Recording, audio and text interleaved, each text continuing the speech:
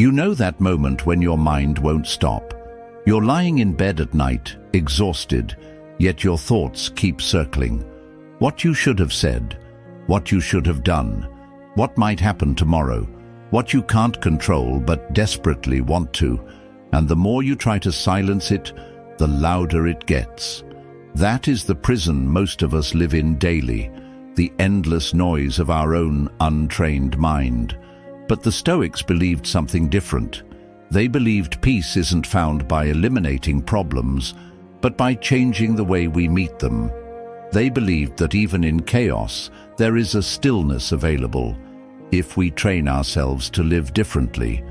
And today, I want to walk you through 6 simple but powerful Stoic habits that can bring that peace into your everyday life. Habits that Marcus Aurelius practiced while carrying the weight of an empire. Habits that Seneca turned to while navigating betrayal and power.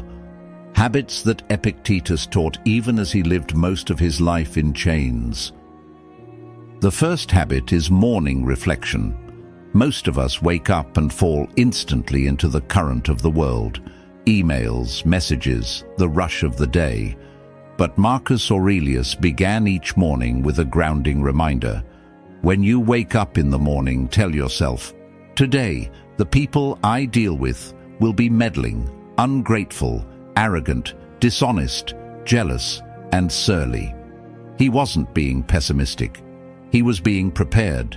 He was reminding himself, the world will be difficult, but my peace depends on me, not on them.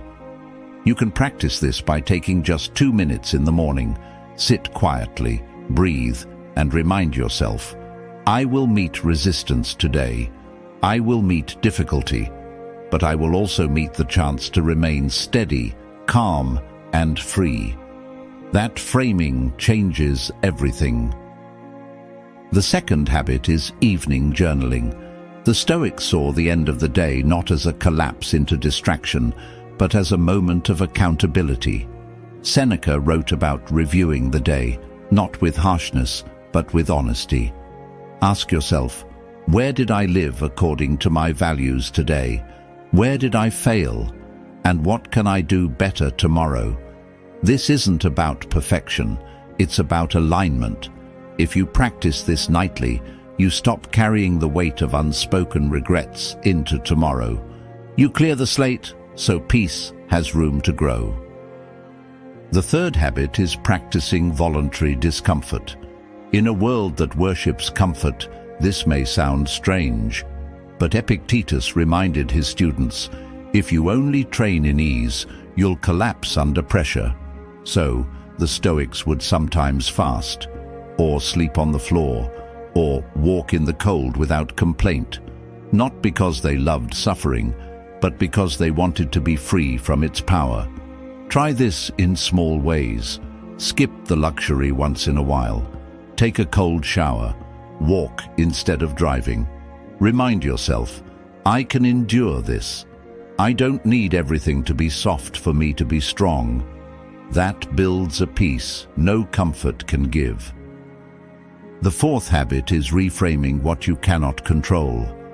At the heart of Stoicism is a simple division: what is up to me and what is not. Peace is found by refusing to waste energy on the second.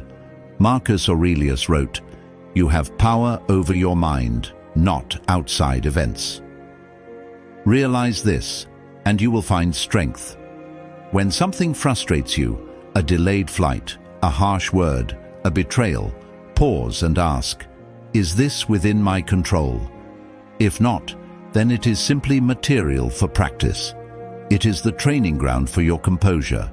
This doesn't mean passivity. It means clarity. You act where you can. You release where you cannot. The fifth habit is negative visualization. This may sound dark, but it is one of the most life-giving practices of Stoicism. The Stoics would imagine losing what they loved, not to torture themselves, but to wake up to gratitude. Seneca wrote, "He robs present ills of their power who has perceived their coming beforehand." If you imagine, even briefly, that this could be your last conversation with someone you love, suddenly you listen more closely, you care more deeply, you appreciate more fully. Instead of numbing you, this practice makes life vivid, and with vividness comes peace, because you are no longer asleep to what you have. The sixth and final habit is living by principle, not impulse. The Stoics believed that real peace doesn't come from chasing every desire or bowing to every fear. It comes from building your life on a steady compass, something within you that does not shift when the world does. Ask yourself quietly, what kind of person do I want to be when things get hard? What principles matter more than my moods, more than my fears, more than the pressure around me? Write them down, not as lofty ideals, but as daily anchors. Maybe it's simplicity, maybe honesty, discipline, compassion, courage.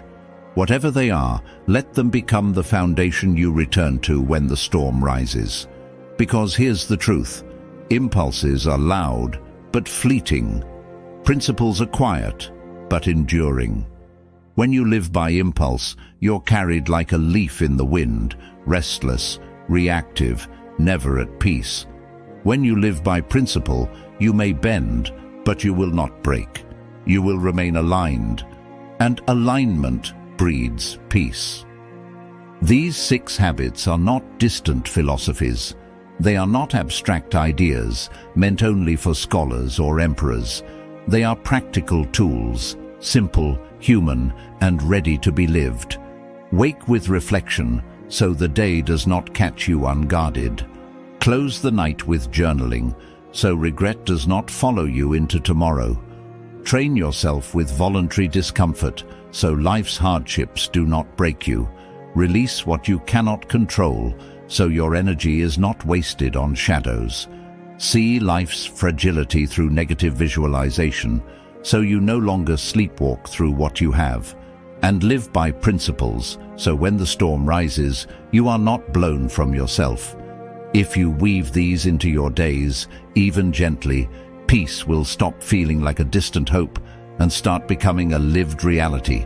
Not perfect, not unshaken, but steady, strong, enduring.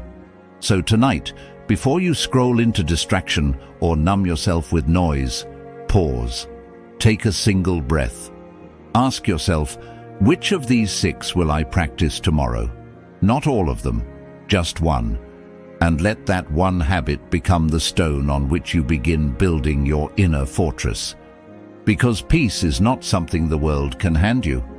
It is not a gift. It is a construction laid brick by brick, day by day. And the Stoics, they left us the blueprint. All that remains is whether you will use it. If this spoke to you, take a moment, reflect in the comments which habit you'll start with. I'd love to hear your thoughts. And if you want more Stoic wisdom and practical tools for a calmer, stronger life, subscribe.